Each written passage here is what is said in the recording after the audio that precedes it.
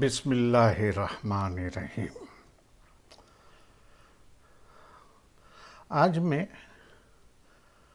حضرت مولا مرتضیٰ علی علیہ السلام کے ایک قول سے اپنی تقریر کا آغاز کرتا ہوں۔ مولا نے فرمایا، "There are two ways to live a pleasant life, either in the someone heart or someone prayers." Pleasant life, خوشحال لائف، خوشیوں سے بھرپور زندگی اگر تم گزارنا چاہتے ہو تو اس کے دو طریقے ہیں۔ یا تو کسی کی دعاؤں میں رہو یا کسی کے دل میں رہو۔ بہت سارے انسان، بلکہ زیادہ تر انسان اس زندگی میں خوش رہنا چاہتا ہے، پرسکون زندگی گزارنا چاہتا ہے۔ ایسا سکون کہ جہاں پہ کسی قسم کی کوئی فکر نہ ہو، کسی قسم کا کوئی ڈر نہ ہو اور کسی قسم کا کوئی خوف نہ ہو۔ دنیا پہ نظر ڈال کے دیکھ لیں کہ اس دنیا کے اندر یا دنیا کے گوشے گوشے میں جا کر دیکھ لیں، اس دنیا میں کہیں پہ بھی ایسا نظر نہیں آئے گا کہ جہاں پہ تکلیف نہ ہو، جہاں پہ دکھ نہ ہو، جہاں پہ بیماریاں نہ ہو، جہاں پہ مشکلات نہ ہو۔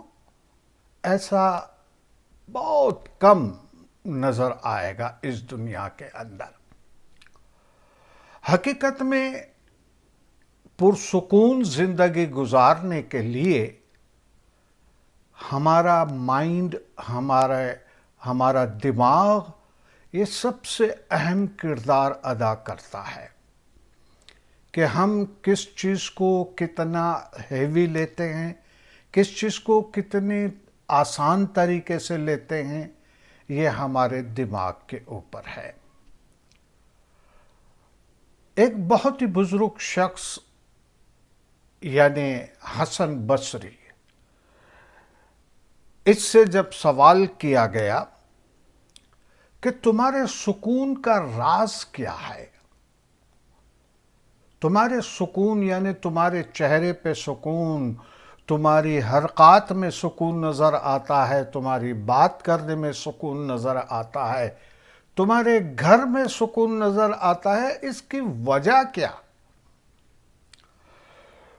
تو حسن بصری فرماتے ہیں کہ 4 چیزیں ایسی ہیں کہ جو میری زندگی کے اندر سکون کا فلسفہ بنا ہے۔ 4 ایسی چیزیں ہیں کہ جو میں مانتا ہوں، میں اس پہ عمل کرتا ہوں اور اسی وجہ سے مجھے سکون ملتا ہے۔ وہ کیا 4 چیزیں ہیں؟ کہتا ہے کہ I understood that my risk cannot be taken by anyone, so my heart become content۔ سب سے پہلی چیز یہ ہے کہ مجھے یقین ہے، میرا یقین کامل ہے کہ جو رزق میرے نصیب میں لکھا ہے وہ کوئی نہیں چھین سکتا۔ ساری دنیا کے مسلمان بلکہ دوسرے مذہب والے بھی یہ یقین رکھتے ہیں، یہ ایمان رکھتے ہیں کہ رزق دینے والا مالک ایک ہی ہے، لیکن اس کے باوجود رزق کے خاطر دنیا کے اندر جو ہنگامے ہوتے ہیں، جو گناہ کے کام ہوتے ہیں، جو دنیا کے اندر انسانوں پہ ظلم و ستم ہوتے ہیں، یہ صرف رزق کی وجہ سے ہے۔ اور حسن بصری کہتے ہیں، اور ہم سب اس پہ یقین رکھتے ہیں کہ اللہ تبارک و تعالیٰ نے ہمارا رزق تیار رکھا ہے، ہمارا رزق کا مالک وہ ہے، وہ ہمیں بھوکا اٹھائے گا لیکن بھوکا سلائے گا نہیں، قرآن کے اندر کئی جگہوں پہ یہ لکھا گیا ہے کہ ہم تمہارے رزق کے مالک ہیں۔ حقیقت یہ ہے کہ یہ بات ہم یقین بھی رکھتے ہیں، یوں سمجھ لیے کہ ہمارا ایمان بھی یہی بات پہ ہے کہ رزق دینا اللہ کے ہاتھ میں ہے۔ لیکن یقین جانیے، پریکٹیکلی انسان جو عمل کرتا ہے وہ یہ ظاہر کرتا ہے کہ شاید اس کو شک ہے، میں جتنا ہاتھ پاؤں ماروں گا اتنا مجھے رزق ملے گا۔ شاید اس کو یہ یقین نہیں ہے کہ اللہ تبارک و تعالیٰ ہی رزق کا ضامن ہے۔ ہمارے دماغ کے کسی کونے میں یہ بات ہے، لیکن ہمارے اعمال سے، ہماری زندگی جینے کے طریقے سے کہیں پہ بھی یہ ظاہر نہیں ہوتا کہ ہم واقعی یہ سمجھتے ہیں اور ایمان ہے کہ رزق اللہ ہی دیتا ہے اور ہم سے یہ رزق کوئی نہیں چھین سکتا۔ تو حسن بصری کہتے ہیں کہ یہ بات میرے ذہن میں بیٹھ گئی ہے، اپنی طرف سے پوری کوشش کرتا ہوں اور پھر اس کے اوپر چھوڑ دیتا ہوں، اور میرا یقین ہے کہ جو اللہ نے رزق لکھا ہے وہ کوئی بھی چھین نہیں سکتا، کوئی بھی چھین نہیں سکتا۔ دوسرا اس نے کہا، I understood that no one can do my action for me, so I started myself۔ مجھے یہ معلوم ہے، میں یہ جانتا ہوں کہ میرے اوپر جو فرائض ہے میرے لیے کوئی اور بجا نہیں لائے گا۔ میرے اوپر جو فرائض ہے وہ کوئی اور میرے لیے بجا نہیں لائے گا۔ اگر میں نماز کی بات کروں تو میرے خاطر کوئی نماز نہیں پڑھے گا۔ اگر میں نیکی کی بات کروں تو وہ نیکی مجھے ہی کرنی پڑے گی، میرے بہاف میں کوئی اور نہیں کر سکتا۔ تو اگر ہم کو یہ یقین ہے کہ کوئی بھی ہمارے حق میں، ہمارے لیے کوئی بھی دعا نہیں کر سکتا، یا کوئی نماز نہیں پڑھ سکتا، یا کوئی نیکی کے کام نہیں کر سکتا، ہمارے بہاف میں کوئی خیرات نہیں دے سکتا، جب سارا کام ہم کو ہی کرنا ہے تو کیوں نہ اب سے ہی شروع کر دیں، آج سے ہی شروع کر دیں، اور اس چیز کو اپنے دل و دماغ میں بٹھا دیں کہ ہمارے لیے صرف ہم کو ہی دعا، صلات یہ کرنی پڑے گی، نیکیاں کرنی پڑے گی۔ پھر تیسری بات وہ کہتے ہیں کہ I understand that Allah is watching me, so I become ashamed to do wrong۔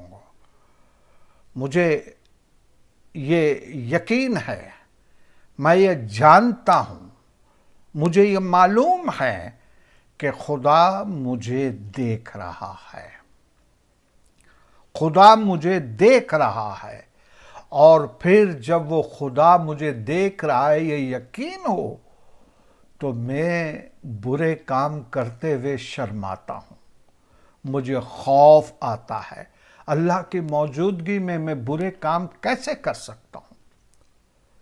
دنیا بھر کے مسلمان اس بات پر یقین رکھتے ہیں، اس بات پر ایمان رکھتے ہیں کہ ہم جو بھی کام کرتے ہیں اللہ تبارک و تعالیٰ دیکھتا ہے، اللہ تبارک و تعالیٰ وہ کام دیکھتا ہے، تو اس کے دیکھتے ہوئے ہم برے کام کیسے کر سکتے ہیں۔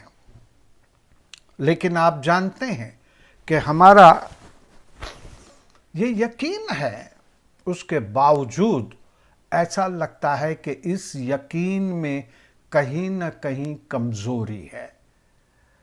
اسی لیے کبھی کبھی تو اللہ کے گھر میں بیٹھ کر بھی انسان جھوٹ بولتا ہے، کبھی کبھی انسان اللہ کے گھر میں بیٹھ کر بھی گناہ کے کام کرتا ہے، کبھی کبھی اللہ کے گھر کو بھی انسان موت کا پیمانہ بنا دیتا ہے، حالانکہ یقین ہے کہ اللہ دیکھ رہا ہے، آپ جتنی بڑی بڑی بھی کتابیں لے لیں، جتنی بڑی بڑی بھی کتابیں لے لیں، اور چاہے کسی بھی قسم کھا کے آپ جھوٹ بولیں گے، وہ دیکھ رہا ہے۔ اور آج ہمارے معاشرے کے اندر، ہماری سوسائٹی کے اندر جھوٹ تو ہماری زندگی میں ایسے مل گیا ہے جیسے دودھ کے اندر پانی مل جاتا ہے۔ پتہ نہیں چلتا کہ سچ کون ہے اور جھوٹا کون ہے۔ ہر کوئی انسان حلف اٹھاتا ہے، قرآن پہ ہاتھ رکھتا ہے، اللہ کو حاضر ناظر سمجھ کر کہتا ہے، اور کبھی کبھی جذبات میں آ کر لا الہ الا اللہ محمد رسول اللہ کہہ کر بھی جھوٹ بولتا ہے۔ تو کیا میں یہ کہوں کہ وہ یہ یقین رکھتا ہے کہ میں جو بھی کر رہا ہوں یہ خدا مجھے دیکھ رہا ہے؟ میرے خیال میں کہیں نہ کہیں کمزوری ہے۔ اس لیے سکون کی زندگی گزارنے کے لیے یہ تین اہم پہلو ہے، یہ تین اہم پہلو ہے۔ اور چوتھا ہے، I understood that death is what waiting for me. So I started to prepare for my meeting with Allah. یعنی مجھے یقین ہے کہ موت آئے گی، ایک دن آنی ہے۔ سب کو یہ یقین ہے، سب یہ جانتے ہیں کہ موت تو آنی ہے، لیکن موت آنی ہے تو موت کی تیاری کتنے لوگ کرتے ہیں؟ موت کے لیے تیار کون ہوتا ہے؟ آج کسی کو بھی پوچھیں کہ آپ کو مرنا نہیں ہے تو شاید وہ سامنے جواب دے گا کہ کیا آپ کو نہیں مرنا؟ اگر مرنے کا یقین اتنا انسان کو ہو تو انسان سے گناہ کے، نافرمانی کے کام اور دوسرے ایسے گناہ کے کام ہو ہی نہیں سکتے، کیونکہ اس کو پتا ہے کہ کوئی دیکھے نہ دیکھے اللہ دیکھ رہا ہے۔ تو یہ جو چاروں چیزیں ہیں، رزق کی بات ہے، موت کی بات ہے، اور پھر میرے جو اعمال ہے وہ مجھے ہی بجا لانے ہیں، اور جو یعنی دوسری جو چیزیں ہیں وہ مجھے یہ یقین ہے کہ یہ سب اللہ تبارک و تعالیٰ کے ہاتھ میں ہے، لیکن میرے عمل سے یہ ظاہر نہیں ہوتا کہ میں ان چیزوں پر یقین رکھتا ہوں۔